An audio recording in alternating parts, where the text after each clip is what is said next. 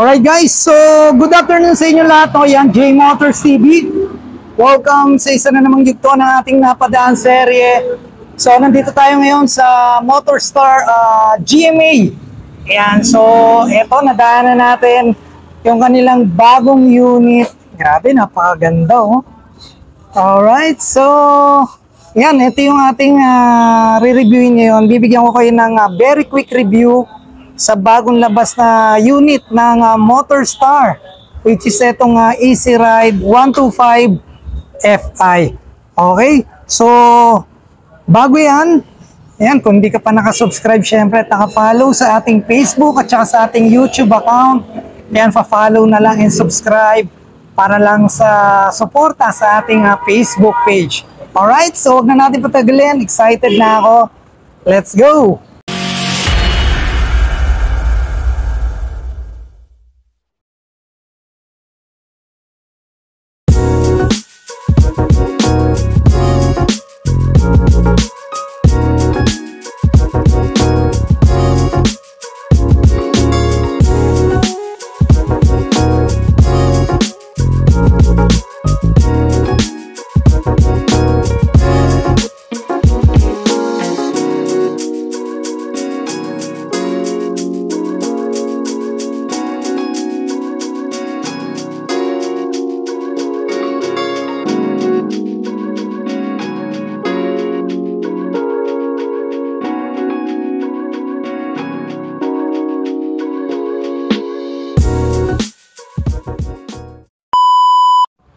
Okay guys, so yan no, kaharap natin ngayon yung bagong labas na unit ng Motorstar, which is etong Easy Ride Motorstar 125 Fi. Ayan, kung makikita nyo. Okay, so bibigyan ko kayo kung ano lang yung makikita natin dito no, kasi officially wala pang nilalabas na specs si Motorstar para dito. Pero syempre alam naman natin ito ay 125cc. Okay, so tingnan natin yung mga detalye ng motor na to. So ang kulay nito is parang sky blue yung kanyang kulay, no? Pero may iba pa tong kulay, may orange to, then meron tong black. Okay? So ang kulay niyan, yan parang sky blue, then meron tayong decal dito na stripe na tatlo na silver, black, and red. Yan kung makikita nyo. Then meron tayo ditong logo ng Motorstar. Ayan, meron tayo rito. Then, meron tayong sticker dito ng Easy Ride Motorstar 125 Fi. Then, dito muna tayo no, sa kanyang ilaw. Yung itsura ng kanyang ilaw, no, so rounded siya. Then, naka-projector tayo dyan. Pakikita ko sa inyo mamaya yung ilaw niya, no, kung gaano kalinaw. Kung gaano kalakas. Okay? So, yung mga turning signal niyan, so naka-LED tayo dyan. Then eto kung makikita nyo, meron pa ritong isang parang ilaw, no? Pero fog light yan. Eto, fog light yan. Pag nakita nyo, mamaya pailawin natin yan. Then yung kanyang tapalodo, syempre, napaka-classic nung dating, no? Kaya nga, ito ay modern classic, guys, na motor. Pero ang kagandahan dito, talagang napaka-forma niya, no? Napakaganda. Nagulat niya ako nung nakita ko. Okay? So, para naman dito, no, yung size ng ating gulong, 1990 by 12. So, naka-tubeless tayo dyan. Kung makikita nyo, yan, nakabuluktot na yung kanyang pito para hindi na kayo mahihirapan sa pag-vulcanize, no, o pagpapangin. Then, meron tayo ditong ordinary na conventional telescopic port.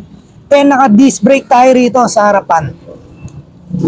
Yan, naka-disc brake tayo. Okay? So, sobrang ganda, no? Itong kanyang tapalodo, pansin na pansin ko, cover na cover yung ilalim. Ayan. So, ganito talaga yung mga pormahan ng mga classic na motor. Ayan. Okay, tapos dito may daytime running light tayo dyan, ha? Ayan, daytime running light, then meron tayong projector dyan. Mamaya, pailawin natin yan para makita nyo. Okay? So, dito tayo sa manubela, no? Yan, kung makikita nyo, meron tayong napakaganda na panel dito, no? Ito colored to, guys. Yan. Then, meron tayong logo ng Motorstar. Then, dito meron tayong kill switch ng inyong engine. Then, yung ilaw, yan, pwede nyong i-off yung ilaw nyo. Then, dito yung kanyang starter. Then, kulay black yung kanyang brake lever. Okay? Then, dito sa kabila, meron tayong passing light. Yan. Then, meron tayo rito high and low beam. Then, busina. Then, turning signal. Okay? Then, dito kung mapapansin nyo guys, yung kanyang side mirror. So, rounded siya, no? Sa ibang classic na motor, makikita nyo, ano to, chrome. Pero to black. Yan, no? Match na match sa kanyang kulay na sky blue, no? Napakaganda. Okay? So, dito yung kanyang button para sa inyong panel, no? Mas malaki pa to sa cellphone natin na ginagamit. Okay? Then, dito, syempre, hindi pa tayo nakakiles. Meron tayong dalawang susi dyan. Meron tayong pocket dito. Yan. Medyo malalim din, no? Pwedeng lagyanan ng mga cellphone nyo, yung mga barya-barya nyo dyan. Then, dito yung kanyang hook. Yan. Ito yung kanyang hook. Yan. Alright. Then, dito tayo sa kabila. Yan, kung makikita nyo guys, meron tayong charging port dito. Yan. Okay. Naka-USB ready na yan. Charging port. Then, may pocket pa kayo rito. Ang combination na ito, no? Parang sky blue na glossy. Then, glossy black yung kanyang kulay. Then dito kung mapapansin nyo, yan may matting na tayo rito. May nakalagay na Motor Star, no? Ayan yung kanyang matting. So natatanggal naman yan. Ayan, natatanggal yan. Sobrang ganda, no? Ayan, okay. Ganda, okay. Ganda ng pagka-black na ito, no? Okay guys, so dito naman meron tayong decal dito. Easy Ride Motor Star 125 Fi. Match na match sa kanyang pagka-classic, no? Then, meron tayo ritong emblem, legend ang nakalagay. So, siguro ito yung pinaka-name ng talaga ng motor, no? Kasi ito, brand to brand tong Motor Star. Okay, then may lining pa rin tayo dyan, 3 lines. Then, dito yung apakan ng angkas. Yan. So, basic lang naman. Hugutin nyo lang. Ayan. Okay. Then, yung kanyang side stand. So, tingin ko wala tong side stand kill switch based on sa ating mga research. Yan, pero okay lang naman. Okay na okay yan. Then, yung kanyang CVT, wala na tayong kickstart dyan. Siyempre, naka-FI tayo. Then, dito naman sa likuran, yan, kung makikita nyo, may kamukha talaga siya na motor, no? Okay, so rounded din. Then, naka-LED yan, LED. Then, yung kanyang tapalodo, yan, meron tayo rito reflector. Siyempre, may ilaw yan dito. Then, meron pa tayong reflector. Then, naka-ano tayo dyan, naka-drum brake tayo sa likuran. Okay, then, nandito yung kanyang, kita ba? Yung kanyang suspension, nandiyan sa ilalim.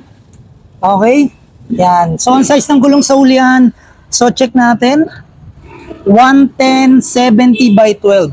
Yung size ng gulong sa ulian. Siyempre, naka-tubeless din yan. Okay, then yung kanyang muffler na very classic. Meron tayong heat cover na chrome. Yan. So naka-air cool tayo dyan. Yan. So wala pang official na detalye ang binibigay ang Motor Star pagdating sa specification ng motor na to. So basta 125cc, air cooled, 2 valve. Yan nasa tingin natin dyan.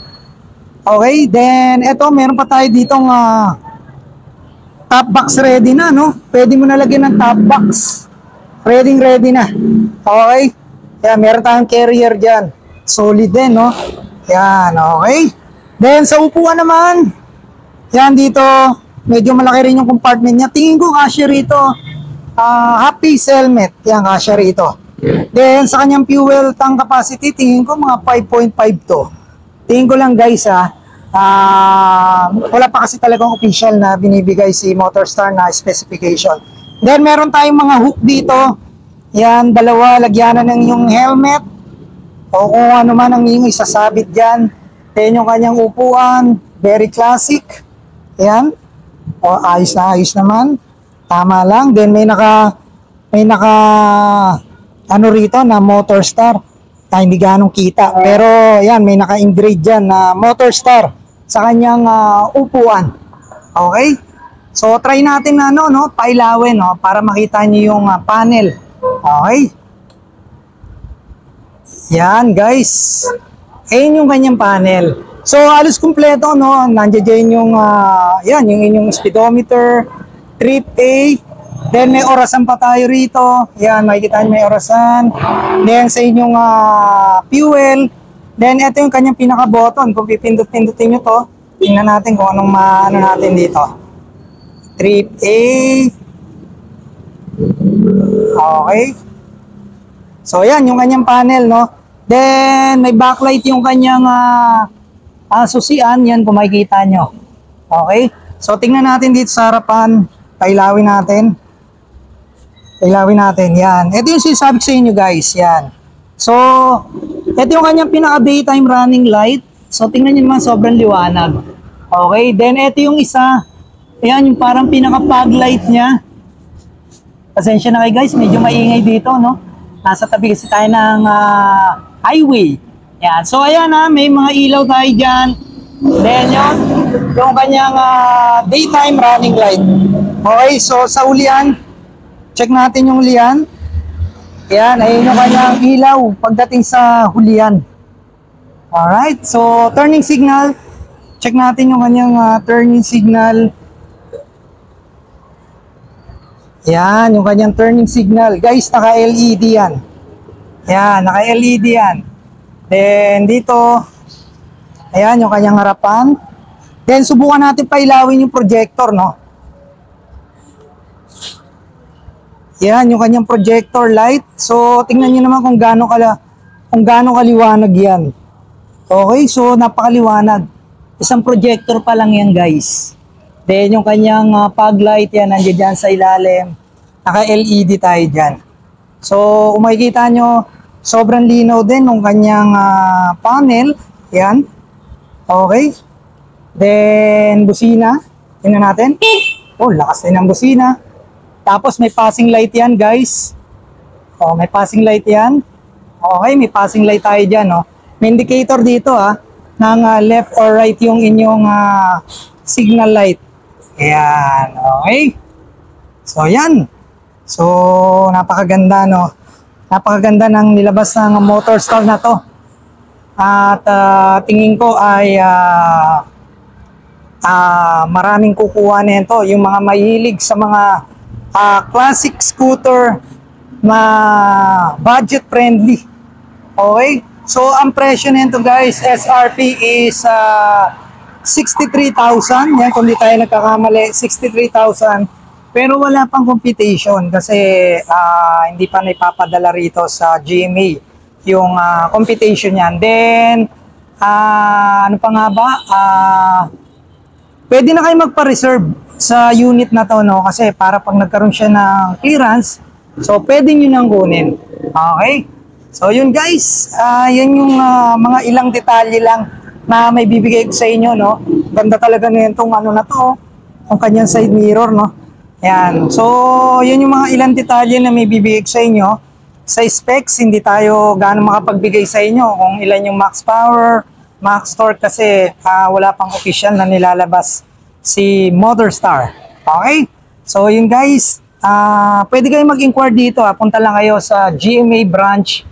So, may mga ibang unit pa sila rito. May itim to, tsaka may orange na pwede nyo makita or yan. Kung tanong nyo na lang rito kung pwede nyo na rin i-avail. Okay, so thank you very much no sa taga MotorStar GMA kasi lagi tayong binibigyan ng pagkakataon na makapag-content dito sa kanilang branch. Yan, sa mga staff and manager dito. Siyempre sa mechanic, no, kay Kuya, yan, siya yung nagkabit ng battery para may pakita namin sa inyo yung kagandahan ng motor na to, o ng scooter na to. Alright, so yun guys, kung di pa kayo nakasubscribe, syempre subscribe na kayo. J Motors TV lang yan sa inyong YouTube at Facebook account. Huwag nyo kalimutan itang notification bell para updated kayo sa lahat ng video na ina-upload natin. Thank you very much, ride safe, and peace out.